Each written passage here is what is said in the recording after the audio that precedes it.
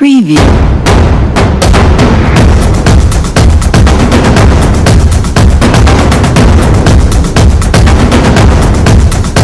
Preview.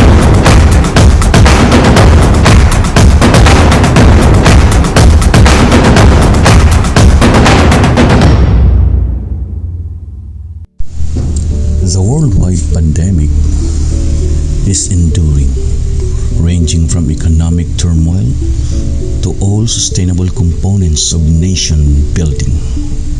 And Philippines is not an excuse. During the onset of COVID-19, national and local leaders were overshadowed with fear because they are blinded and confused what could be the possible outcome and veracity of the dreaded pandemic. Apparently, one of the greatly affected agency is the Department of Education, the last frontier of nation development.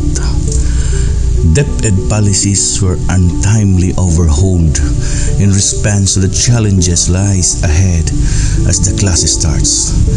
This dilemma was consequently manifested in the hearts and minds of our teachers and the battleground. At first, a formidable terror looms, considering how prone we are in our choice of profession. Expectantly, the rest of the teaching force responded to the call, fearlessly stand and perform its mandate collectively. The experience is still fresh from our memories. The pessimistic attitude of our learners and parents, the policies and challenges of the new normal still hence, but extreme dedication and passion in teaching, the doubts and fears coming from our clientele triumphantly overcome. The present situation redefines our personal being holistically. However, unlike from mainstream education, alternative learning system of education were designed and promotes a so-called customized learning approach. While our colleagues in the mainstream still shattered and shocked, waiting for the materials to be used, the ALS family already one step advanced as far as transfer of learning is concerned. Why? Our armaments were 24/7 ready. We have compilations of life skills modules, standby and ready to be served. Busa mga ALS learners, kamo ang buhing saksi sa nakabot nga kadaugan. Ayaw ninyo kiniusiki. Ibuka ang inyong mga pako ug lupad uban ang inyong mga pangandoy. Kay dili pa kini ang hingpit nga kadaugan. Nagsugod pa lamang kita. And now, ladies and gentlemen, Alternative Learning System Area 3 Graduation and Moving Up Virtual Ceremony for school year 2019-2020 with the theme Strengthening Quality Education Amid COVID-19 Pandemic. To start with, the singing of the Philippine National Anthem to be followed by a prayer and the DepEd Laity Hymn. Mga kababayan, ang pambansang awit ng Pilipinas. Kayang magiliw, telos ang sinakanan, alam ng puso, sa dikit mo'y buhay.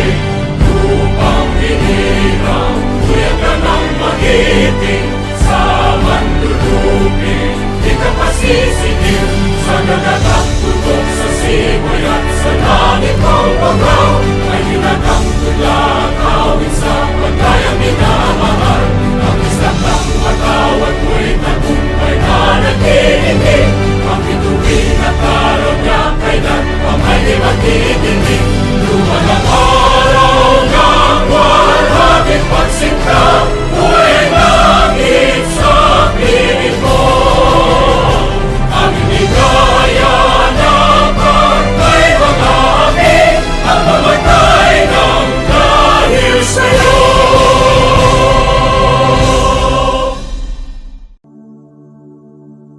Let's bow our heads and place ourselves in the presence of the Lord.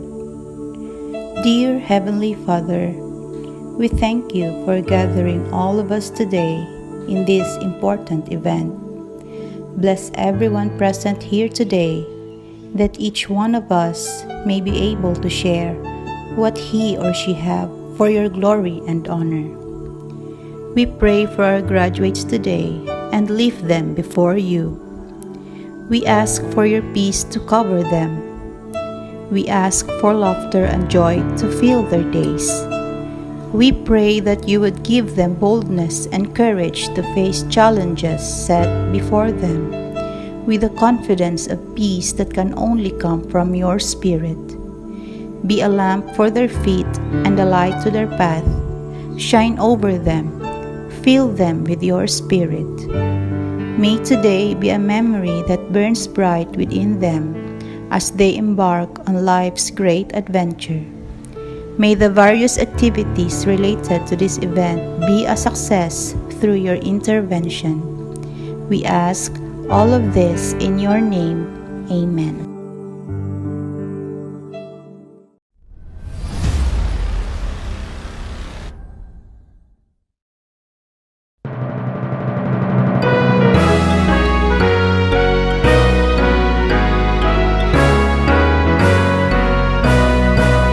Sowing seeds on fertile minds of God's most precious creation, preparing the passage of excellence for each young one unfolding. Our dreams of bright tomorrows in the care of able hands, a noble task of the call to serve the whole of humankind. Hail the bread laden, our undying flame of hope, a beckoning light to a grand and new day, our beloved deathbed laden.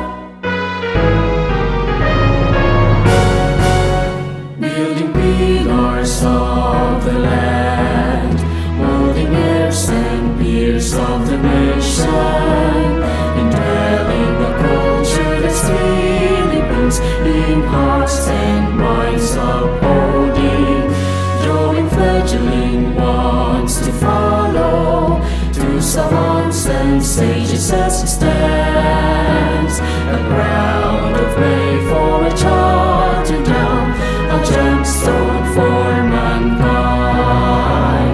Hail the bread laden, our undying flame of hope, a beckoning light to a grand and new day, our beloved deathbed laden. Parents, teachers, guardians, mind, hand in hand to one destination, to tear down the walls of ignorance, give spark to each child's calling. The name of God we hallow, through the trials our faith withstand. We run the race with our lives we leave, a beaten path behind. Hail the bread laden, our undying flame of hope, a beckoning light to a grand and new day, our beloved deathbed laden. A beckoning light to a grand and new day, our beloved deathbed laden.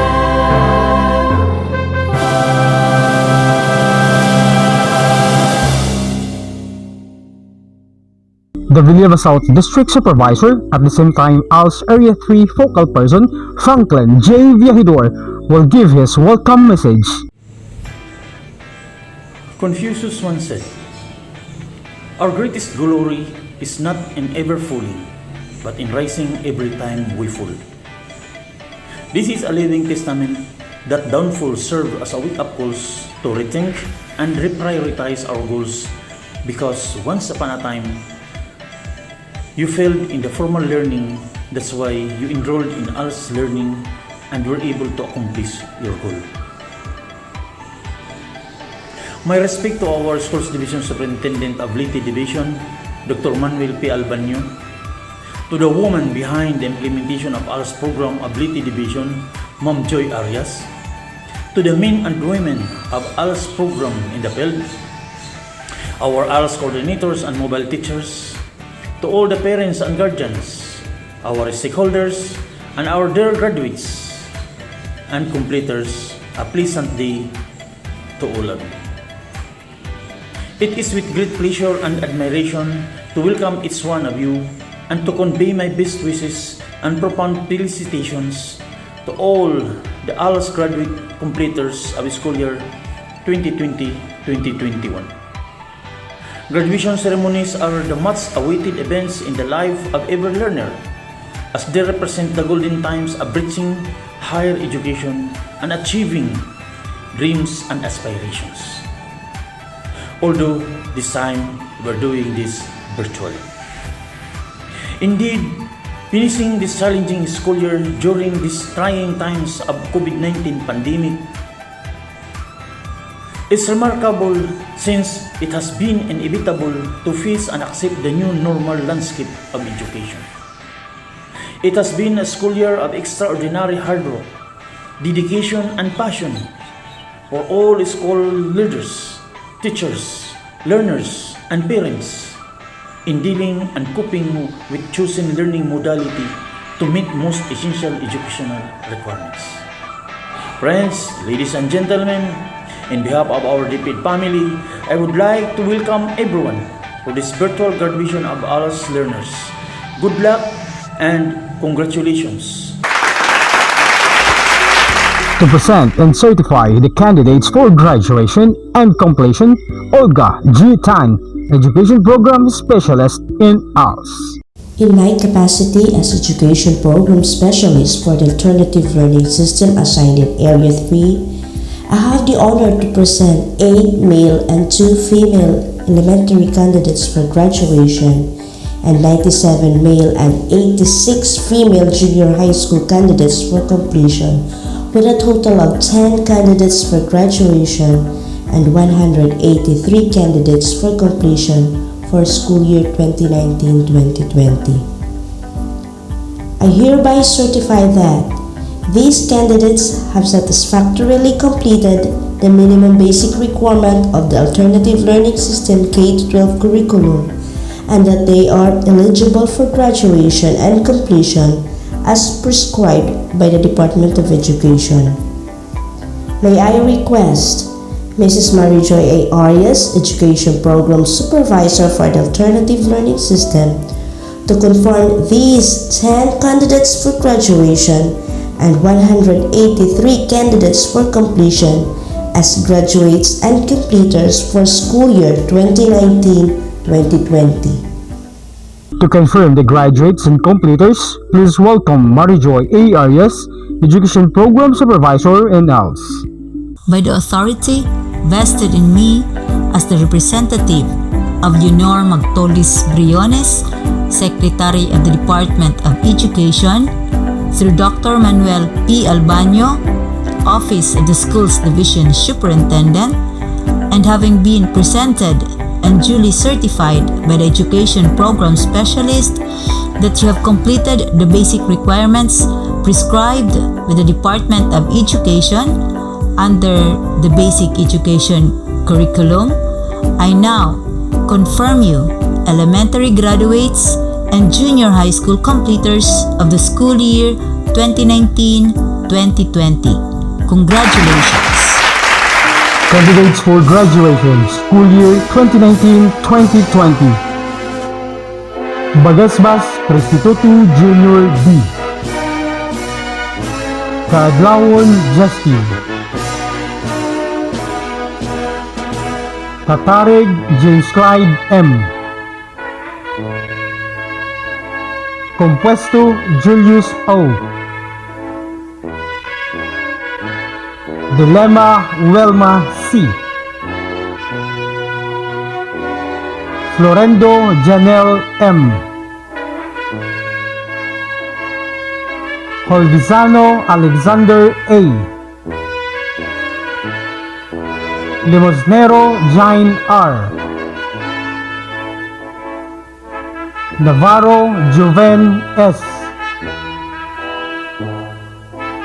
Tiquilio Mark Alvin D. Ladies and gentlemen, the candidates for completion school year 2019-2020 from the municipality of Calubian, Leyte. Alterado Reynaldo Dave C. Bahia Reggie M.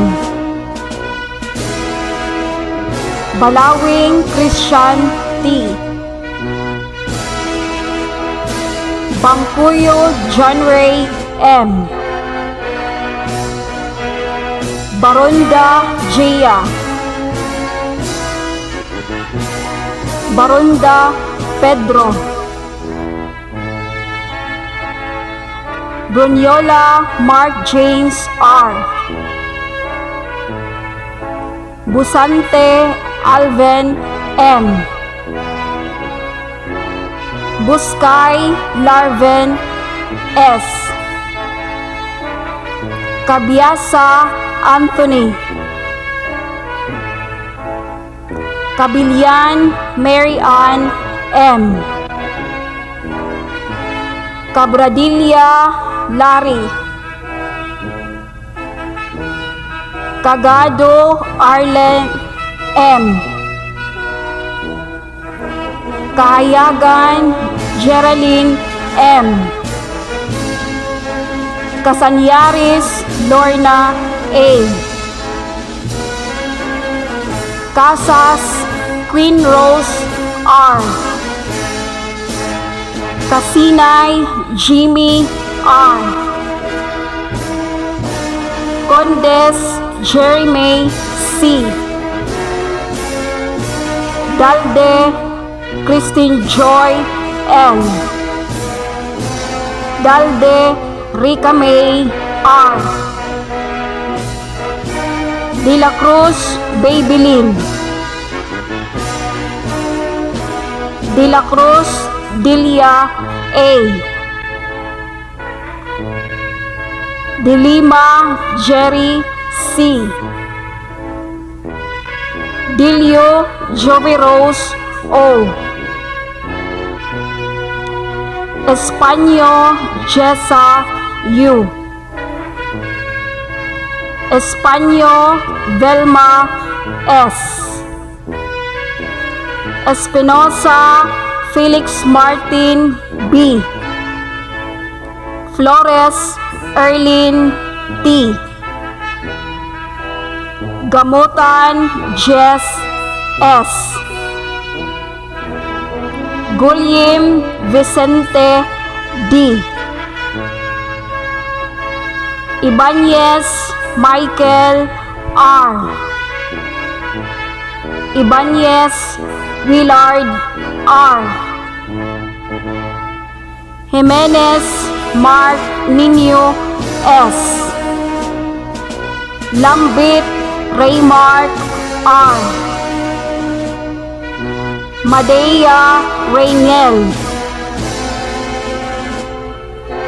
Maglinti Maria Jennifer M. Mahait Lani P.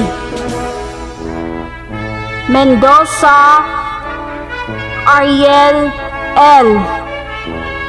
Mendoza Velma O. Mondragon Charlene M. Motia Sherry Ann C. Olidan Joven P. Orbita Aisel O. Pasilan Jean Claire S.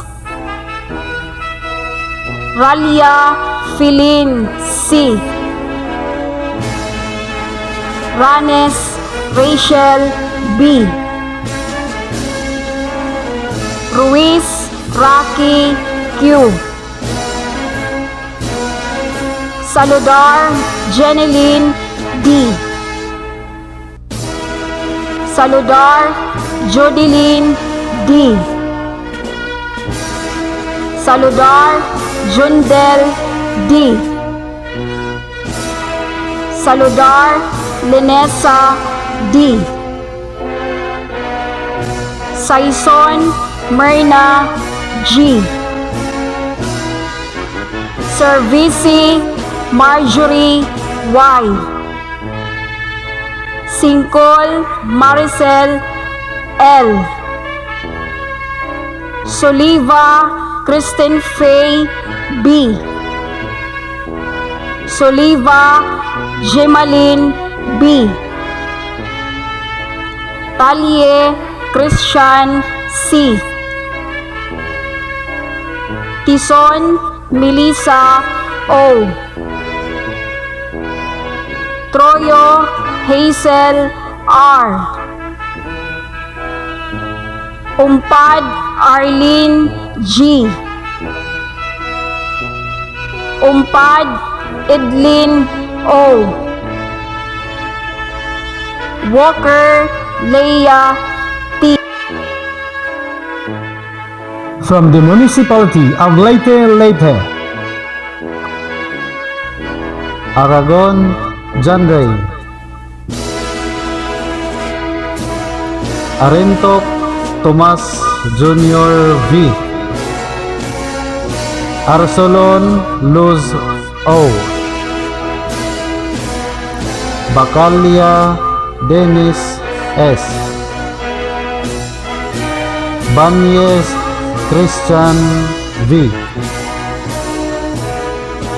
Cabalquinto, Iris G. Campos, Christian O. Castillo, J.R. L.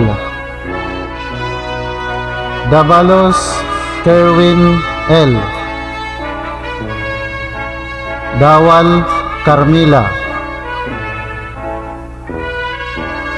De la Cruz, Benito M. De la Cruz, Joanne M. Dilantar Hill Jr. V. Dilantar Mary Jane D. Dilima Christopher R. Dilima Jean Claire D. Diaz Henry V. Gavisay Frank Hero D. Gaspar Fe T. Gonzaga Sharina S. Halikhik Dailin B. Ibanez Maria Elena V. Jimenez Melji P. Lameda Jeric D. Lauron Jerry Q. Macol Amy G. Malinaw Nicole M. Uganya Roseanne B. Peregrino Miguel Jr. S. Quebec Myla M. Quebec Rachel D. Quebec Rhea A. Rubia Stella Marie V. Safra Alison P. Santos Joanna A. Tondag Edgardo Jr. E. Trangia Charlene, Troyo Kenneth C, Vilonta Mary Rose, Villarin Divina Flor N, Iroma Mark Anthony L. From the municipality of San Isidro Leyte, Daitol Faustino Jr. V, Madrazo Hiraldo O, Malinaw Jenalyn L, Masbate Saturnino V, Besogento Sherwin D, Villorijo Ian E. From the municipality of Tabango, Leyte, Abing Jovel B, Abing Raymar P, Anislagon Edgar F, Buanghog Ramen, Codera Jean Ryan C, Kugal Riwani U, Dakalos Ian Mark, Daroy Fatima R, Dehito Edmar, Devotion Jodel I, Escalona LV P, Informado Endaimay L, Lagos Bienvenido Junior C, Lambuhon Irish P, Lipon Christian James B, Lugarta Lemuel D, Lusurata Alessa M, Malinaw Sherwin L, Manatad John Bryan, Meliosa Jackie R, National Kevin John, Ortega Steve C, Pagobo Marvin R, Panyas Francis Mary Queen C, Pilayo Raymond C, Pipito Ariel B, Pipito Jean P, Ponte Jordel John A, Sabandon Jeffrey, Sarcol Joshua, Saro Rachel F, Tayong Jeffrey V, Vosotros Sarah Jean C. Ladies and gentlemen, from the municipality of Villabal, Leyte, Alcaide Geraldine M, Agne Alma Z, Antigua Jason E, Baleroso Leonida J, Benitez Ernesto S, Bontia Chinaan M, Bradshaw Jenebel M. Kabilar Eliami Grace A. Casas Maria Jessica J. Colminas Paulo R. Cosinillo Lyle P. Dador Dennis O. Daroy Marley S. De la Victoria John Einstein I. Dilantar Juanzo M. Inusillas Michael Philip M. Espinoselia Ronel G. Herman Junmar B. Glova Nicodimos C. Ignacio Felmar S. Laragas Rebecca.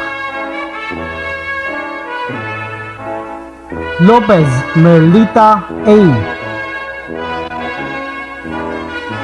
Mates Jordan M. Mates Maria Elsa M. Montebon Froilan E. Montebon Jeff. Montemore Jeffrey. Olinares Jonathan D. Omega Ram Emmanuel T. Orlina Ronibel D. Oyaw Jinky R. Paglinawan Toriano B. Paras Cherina H. Panyas Elenita A. Pelahio Nia M. Poster Marvin D. Pulod Jonah A. Rosalijos Russell R. Santillan Ria E. Sinugbuhan Glenn N. Sultan Alberto Jr. T.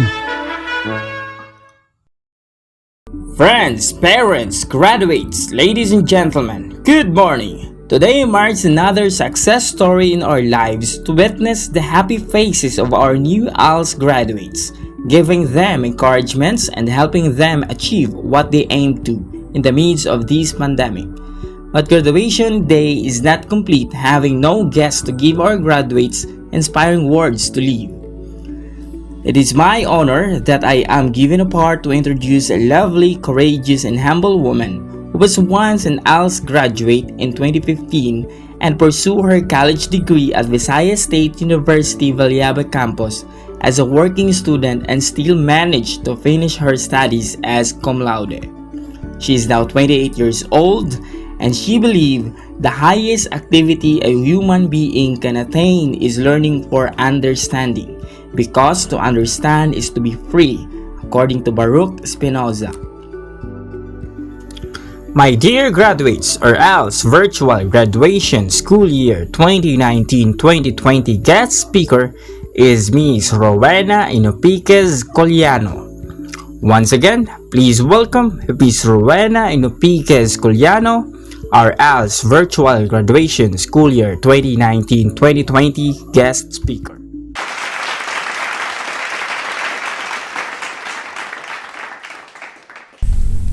Dr. Manuel P. Albanyo, School Division Superintendent, Mary Joy A. Arias, Education Program Supervisor in ALS, Olga G. Tan, Education Program Specialist in ALS Area 3, to all ALS mobile teachers, graduates, friends, ladies and gentlemen, a pleasant day to everyone. Noong bata pa lang ako, pangarap ko talagang makapagtapos ng pag-aaral. Palagi nilang tinatanong sa akin noon, ano bang gusto kong maging paglaki? Sinasagot ko naman sila, gusto ko yung nakaupo lang, katulad ng nagtatrabaho sa bangko. Kasi nung panahon yun, sabi ng mama ko, dapat ganun yung maging trabaho ko kasi hindi ka mahihirapan, nakaupo ka lang habang hindi ka nainitan kasi malamig sa loob. Ngunit, sa mga hindi inaasahang pangyayari, nagkahiwalay yung mga magulang ko, umuwi kami sa probinsya, tapos dumating yung pagkakataon na kailangan magtrabaho ni mama habang kaming mga magkakapatid ay iniwan niya dun sa kapatid niya. Napakahirap sa akin sa mga panahon na yun dahil hindi ako nasanay na mawalay sa aking mga magulang. Ngunit sa isip-isip ko, gusto ko talaga makapagtapos ng pag-aaral. Kaya nung mga panahon na hindi na kaya ni mama na pag-aralin kami, ay namasukan ako o nag-working student ako dun sa tiyahin namin. Simula grade 5 hanggang second year high school. Dahil sa mga maraming epekto or maraming pangyayari, hindi ko nakayanan at ako'y huminto. Nawalan talaga ako ng pag-asa. Tapos, pumunta ako ng Maynila, nakipagsapalaran ako doon, namasukan ako, naging katulong, tagaluto, tagabantay ng bata, kahit ano-anong mabubuting trabahong pinasukan ko. Ngunit dumating sa puntong napagod ako dahil sa isip-isip ko at sa puso ko, para may gusto talaga akong gawin, yung pangarap ko na makapagtapos ng pag-aaral. Alam nyo, napakabuti talaga ng Panginoon dahil natupad yun. Umuwi ako sa probinsya para magbakasyon, ngunit iningganyo ako ng magulang ko na mag-enroll sa ALS. Tapos inisip ko, parang nag-doubt ako noon dahil sa edad ko. Buti na lang sa tulong ng aking magulang at ng mga kaibigan, lalo na sa nag-handle ng ALS dun sa pinapasukan ko, si Ma'am Carol. Iningganyo niya ako na ganito, ganyan. Tapos, sige, sabi ko, itry ko. Kapag makapasa ako, siguro, iniisip ko nun, kapag makapasa ako, makakapag-aral na ako ng kolehiyo o makatungtong ako sa kolehiyo.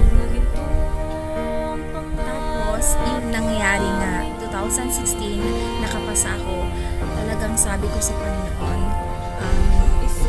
yun yung sign o yun yung stepping stone ko para makamit ko kung ano ako ngayon. That's why to all graduates,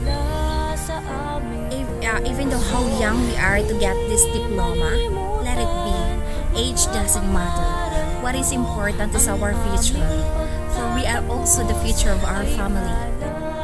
Since we are lucky for having this opportunity, karon ang adlaw na dapat magpasalamat ta sa atong ginikanan, sa atong mga higala, labi na sa mga maestro o maestra na kung diin nagpaluyo ni ining atong nakabot ug labaw sa tanan sa atong Ginoo na buhay.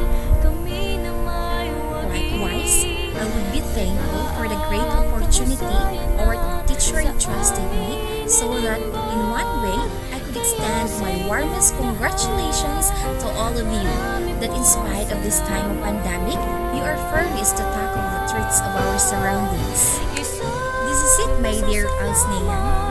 This is just the beginning of your new journey. Continue to soar high like a kite. Kabisan pa sa lawak sa kalangitan, dili sila mahanap sa ang ilang isagubang. Maong, padayon lang sa imong pangandoy ug ayaw kahadlok. Kabisan pa makaingon ka, nabiyaan man ko sa tanan. Medyo hinumdumi, na dili dyan instill in your mind that success is not an end for anyone.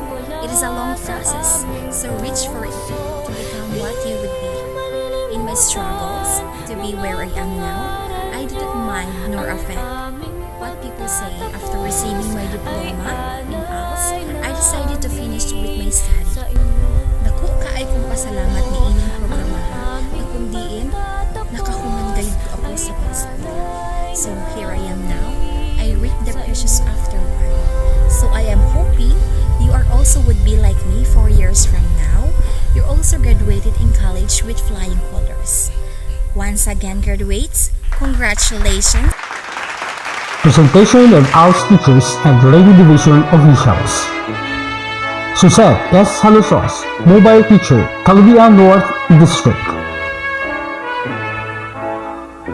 John Paul S. Paerez, Dulce, Calubian North District. Mary Jane G. Pidida, Mobile Teacher, Calubian South District. Maricel A. Berha, Mobile Teacher, Calubian South District. Joe Petronilo S. Agumbay, Dulce, Calubian South District. Ena Q. Troyo, Mobile Teacher, Leyte 1 District. J. Leniel C. Cabangal, Dulce, Leyte 1 District. Joey B. Meratap, Mobile Teacher, Leyte 2 District. Julio N. Go, Dulce, Leyte 2 District. Maria Davina D. Etolie, Mobile Teacher, San Isidro 1 District. Ronald L. Dimate, Dulce, San Isidro 1 District. Bianca P. Pontisol, Mobile Teacher, Tabango North District. Maria Cleofe B. Mata, Dulce, Tabango North District. Maristela L. Aranita, Mobile Teacher, Tabango South District. Medelit O. Pascobilio, Dulce, Tabango South District. Danny P. Labastida, Mobile Teacher, Villaba South District. Carolina T. Latoy, Dulce, Villaba South District. Jerome C. Navarro, Mobile Teacher, Villaba North District. Allen S. Cueva, Dulce, Villaba North District. Olga G. Tan, Education Program Specialist in ALS Area 3. Marijoy A. Arias, Education Program Supervisor in ALS Leyte Division. Felicidad D. Espinosa, CID Chief, Leyte Division. Dr. Roberto M. Mangaliman, Assistant Schools Division Superintendent, Leyte Division. Dr. Henrietta T. Managbanan, Assistant Schools Division Superintendent, Leyte Division. Dr. Manuel P. Albanio, Schools Division Superintendent, Leyte Division.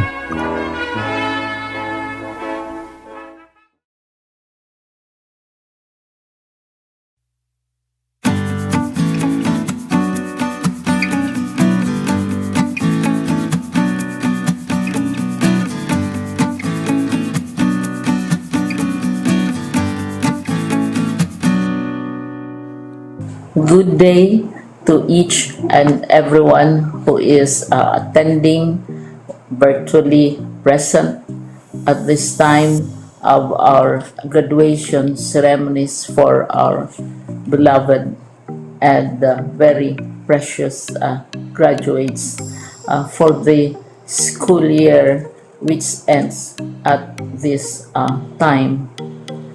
First of all, I'd like to greet the parents and family members without whose sacrifices, whose reminders and whose participation in the learning process for our graduates have resulted in this culmination program. This year, your role has changed drastically, where we've always thought, we've always believed that the matter of educating our children rests nearly exclusively on our teachers and our staff. This time, you parents, you family members, you who are in the households of our learners have expanded your role and contributed to this wonderful day wherein finally our learners are graduating in this culmination exercise. So congratulations, because this year has not been very easy, has not been a picnic for our teachers, for our family members, as well, especially the parents, mothers, fathers, sisters, brothers, and all who have contributed to the achievement of our learners at this time. So, maraming salamat at congratulations, parents and family members. Mas malaki ang role ninyo at this time compared to earlier graduation exercises. Secondly, I would also like to greet our teachers, without whose very careful review and careful supervision of the work of our pupils and our learners, this event would not be taking place at all. And so thank you, teachers. Your role has also expanded. In addition to seeing to it that the modules are faithfully followed, the assignments are correctly implemented, and the learners are truly learning, and you have had to deal with new ways of assessing the performance also of the learners. So congratulations, teachers, for enduring, for your patience, for your love for our learners, and your willingness to engage in a way and methods of teaching which are different from those which are used to. Assessment must have been especially difficult for you, especially since you were not able to see most of the time our students in face-to-face meetings, and most of the meetings, of course, were virtual. We'd also like to thank the local government units for their interest, for their cooperation, and for their continuing contributions to the needs of education, even as our children do not go to school. Your donations of material as well as financial resources at this time are most welcome, and your advice has been taken seriously not only by our teachers, by our school officials, but also by our officials in the Department of Education. We continually talk with local government units, especially in times of disaster, in times of great need for classrooms, for space, and for responses to unforeseen emergencies. Thank you, local government units. But of course, most of the congratulatory greetings fall on the deserving graduate. Each and every one of you is truly special. You are different from the other graduates who have passed through the portals of your school. You went to school practically without seeing your teachers, if at all. You went to school with your parents, your mothers and your fathers hovering over your shoulders and seeing to it that you are able to complete your assignments. You are completing your studies at a time when examinations and assessments are different. You are culminating these long months of hard work at this time, even as you have to do family chores, even as you are distracted, and even as your world has turned upside down, and it seems and it appears as if we don't know what the future holds and what will happen next.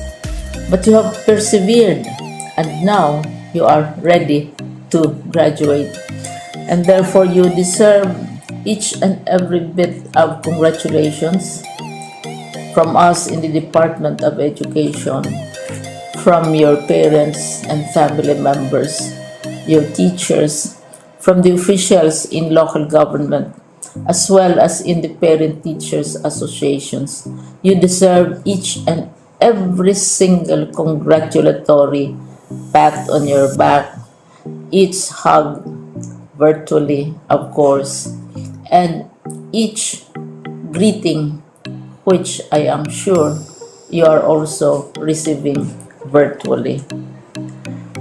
I don't know if you will remember this event many years from now. I have tried to recall myself who our graduation speaker was when I finished high school and when I finished my college studies.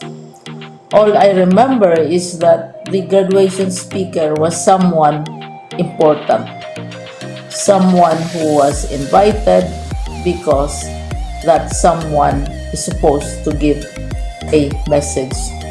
What was more important to us graduates at that time was the excitement of the celebrations, the happiness and the joy of our parents, the sadness of parting from our classmates and from our teachers, and the enjoyment of all the graduation events that usually take place come commencement day.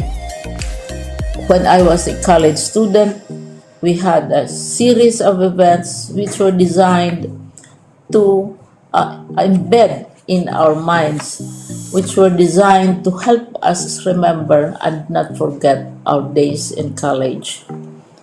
We would spend one whole day going around the campus, visiting the classrooms, saying goodbye to our teachers, and sharing memories.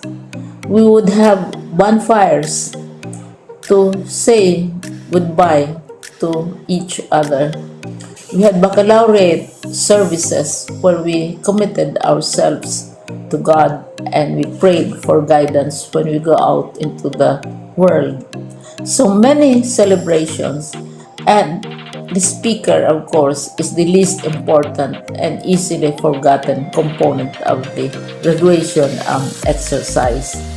Nonetheless, I will exert all efforts to share with you what I see are things or issues which a graduate should remember and recall. I have said that you are very special. You are very different. You are pioneering. There has been no other class like your class. There has been no other graduate like you as a graduating student, because you are the very first graduate of the blended learning response to education in the Philippines. And so you ask yourself, what awaits you in the world outside? You can either work, because the kind of curriculum you survived and underwent as a student will enable you to go to work if you wish to go to work.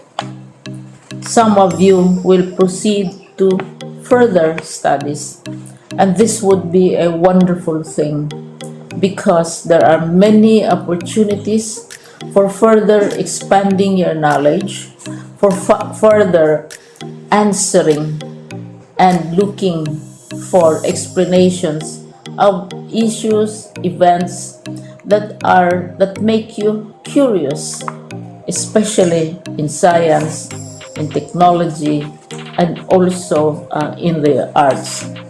So you can work, you can go to further studies, and perhaps some of you will settle down, hopefully not too soon, so you can pursue what you really want to do. So today, this is why we call this exercise a commencement exercise. It's not the end of our studies. It's not the end of all our efforts with blended learning, with modules, with floods, with earthquakes, and of course with COVID. It's a commencement of doors opening to you.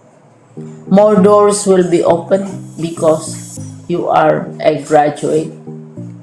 You can work, you can proceed for further studies, you can help your parents, and you can perhaps look for opportunities to do what you have always wanted to do, whether at work, whether at advanced studies, whether at learning more in science and technology, in mathematics, and in the arts.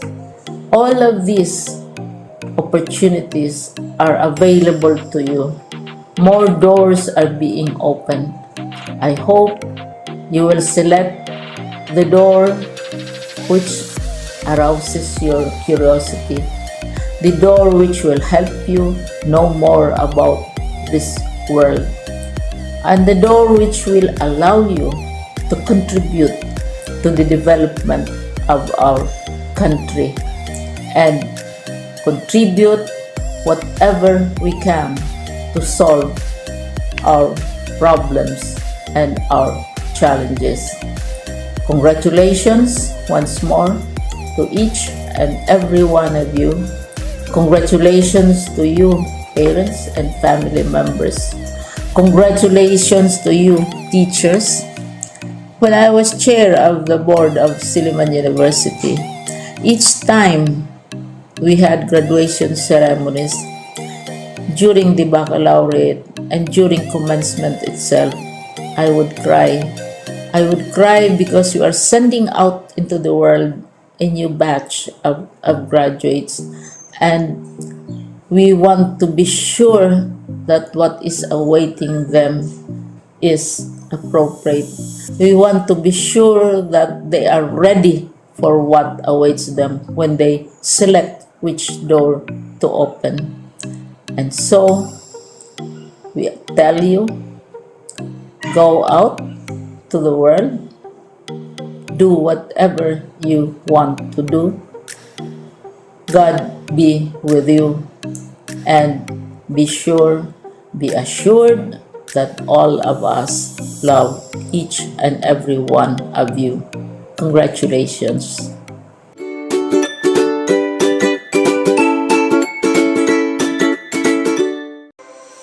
My warmest congratulations to the graduates of Batch 2021. Today marks another milestone in your lifelong journey in achieving your dreams and successes in life. Finishing your basic education in the midst of pandemic was quite challenging. The shift from the normal to the current situation, who is a complete change for all of us.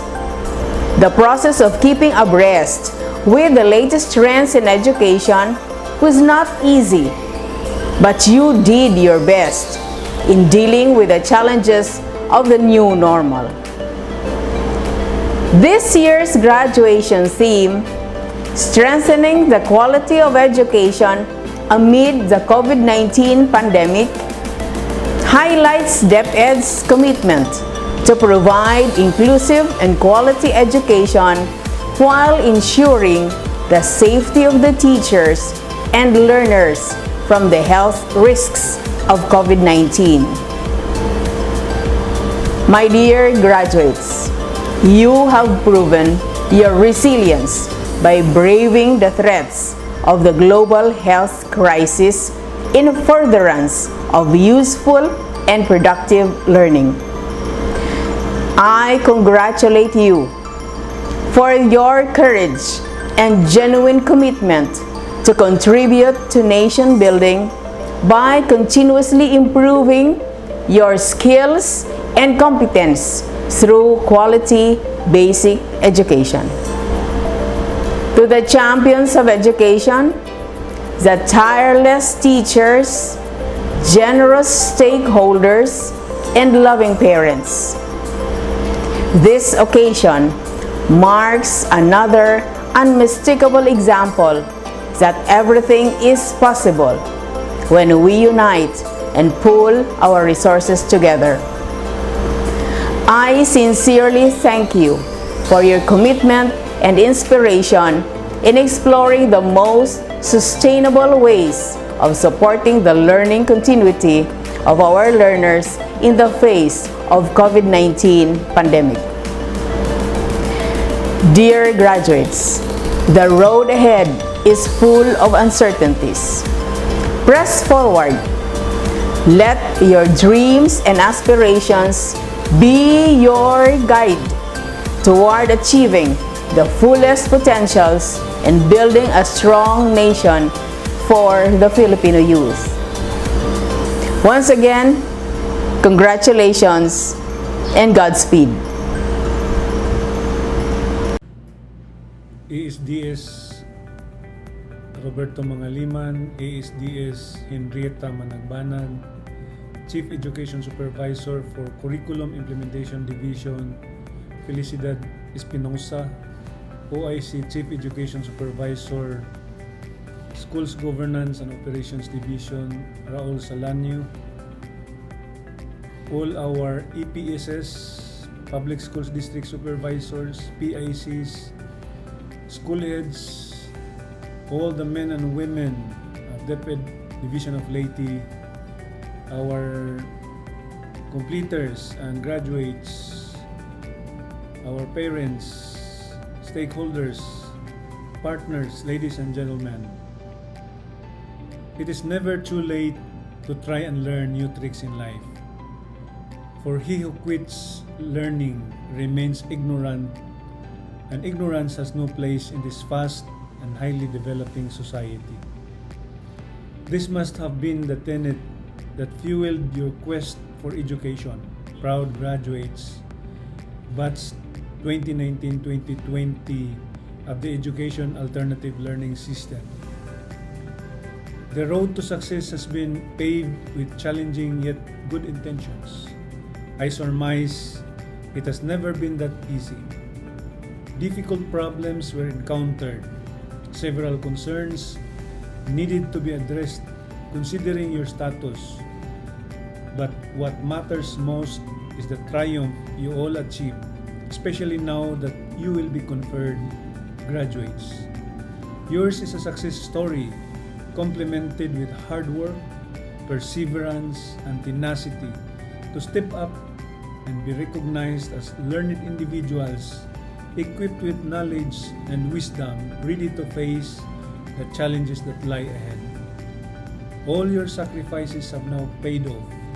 As Abigail Adams puts it, learning is not attained by chance. It must be sought for with ardor and attended to with diligence. In the Philippines, the regard for education is high. That is through which where we could alleviate the pressing problem on poverty. We have to send our children to school and help them realize their dreams of becoming teachers, engineers, accountants, and the like, so that in return we could somehow benefit, not to mention the sacrifices we have pulled through. Hence, John Dewey is right when he said, education is not preparation for life. Education is life itself. Your education in the alternative learning system is highly commendable, for you have waged the war against ignorance and indolence. You did not settle for less, nor allow mediocrity to intoxicate your notion on the relevance of education.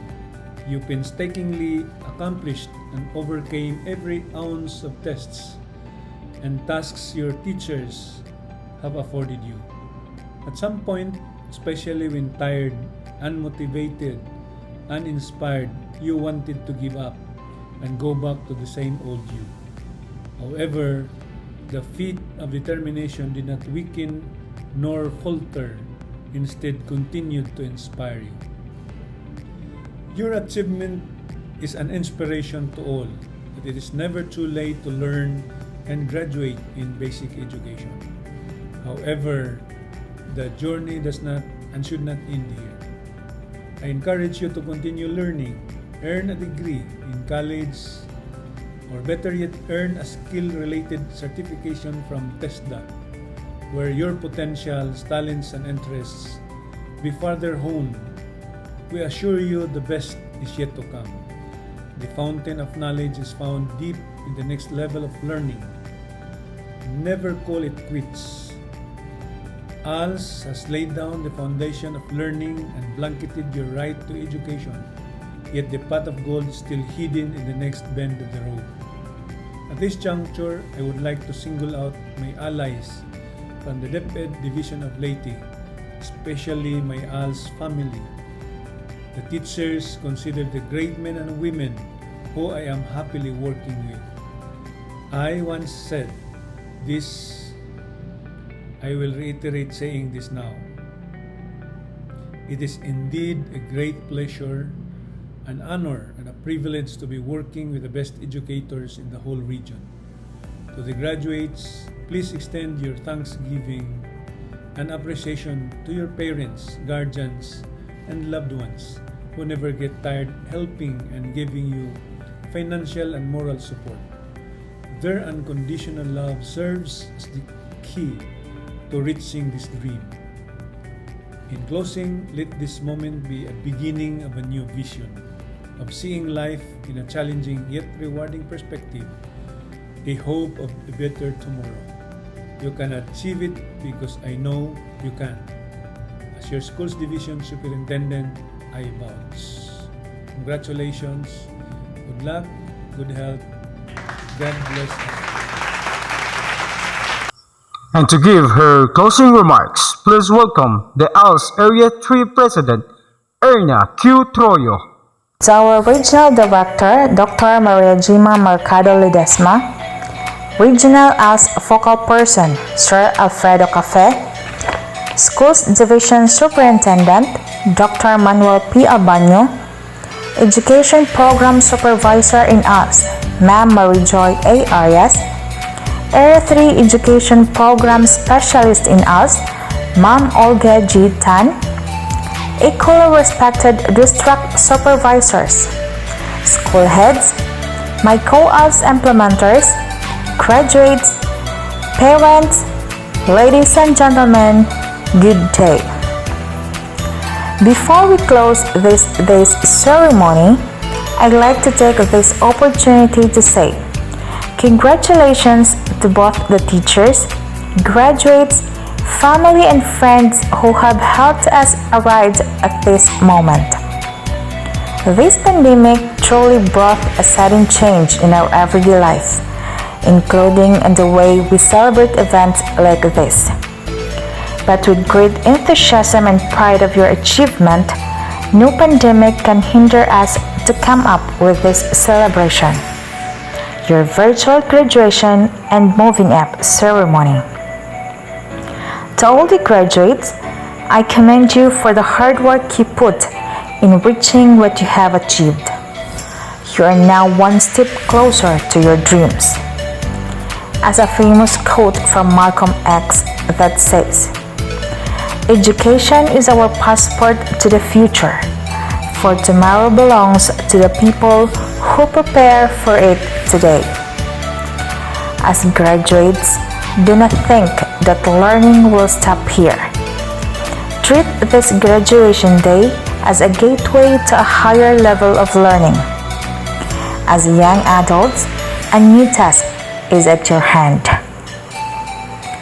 There would always be difficulties and challenges that may come along the way. But I believe that with all the information, knowledge, and wisdom you gained, everything will be under control. As you go to the next level of your education, may you always embody the ideals we implanted. May you always choose to be positive and be strong, not only for yourself, but also for your family, peers, and for the whole community. May you all be a good example to other out-of-school youths and adults out there. Continue to dream and soar high.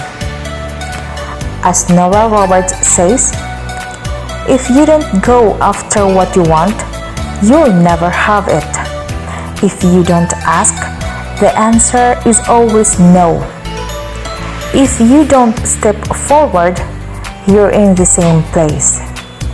Once again, good day and congratulations.